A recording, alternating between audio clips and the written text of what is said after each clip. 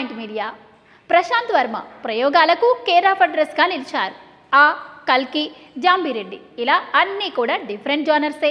ఈసారి హనుమాన్ అంటూ super man ఓరియంటెడ్లో సినిమాను తీశారు. టీజర్, ట్రైలర్తో సినిమాపై పాజిటివ్ ఒపీనియన్స్ క్రియేట్ అయ్యాయి. మరి హనుమాన్ మూవీ రివ్యూ ఎలా ఉందో చూద్దాం.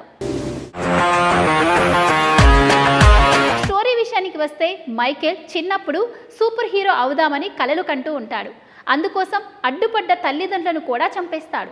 మరోవైపు హనుమంతు తన అంజనాద్రి ఊరిలో అల్లరి చిల్లరగా దొంగతనాలు చేసుకుంటూ కాలం గడుపుతూ ఉంటాడు. అంజమ్మ తన తమ్ముడు హనుమంతుతో కలిసి ఉంటుంది. ఇలా ఉన్న హనుమంతు ఎలా సూపర్ హీరోగా మారాడు, తన ఊరి కోసం హనుమంతు ఏం చేశాడు అనేదే అసలు కథ. ఓ సామాన్య వ్యక్తికి అతీంద్రియ శక్తులు రావడం, వచ్చిన ఆ సూపర్ న్యాచురల్ పవర్స్తో విన్యాసాలు చేయడం అనే కాన్సెప్ట్లతో దాదాపుగా హాలీవుడ్లోనే ఎక్కువగా మూవీస్ వస్తూ ఉంటాయి. అందుకే అక్కడ super man, batsman, spider man, iron man అంటూ ఇలా చాలా మూవీసే వచ్చాయి. వీటన్నింటికీ మూలం మన పురాణేతిహాసాల్లోనే ఉంటుంది. మన పురాణాల్లో ఈ పాత్రలన్నీ ఉంటాయి.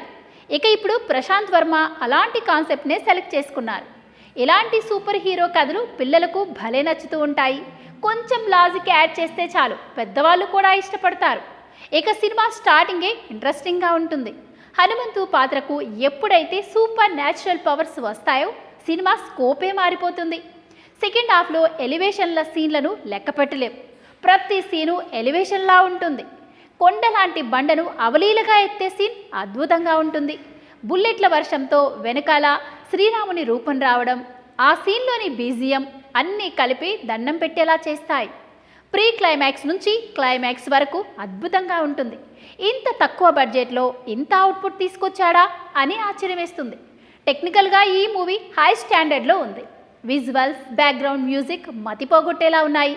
తేజ సజ్జానే ఈ హనుమంతు క్యారెక్టర్కి 100% కరెక్ట్. ప్రశాంత్ వర్మ ఎంతో ఆలోచించి ఊహించి ఈ పాత్రకు తేజను ఎంచుకున్నట్టుగా అనిపిస్తుంది. ఫైనల్గా హనుమాన్ అందరినీ ఎంటర్టైన్ చేస్తాడు.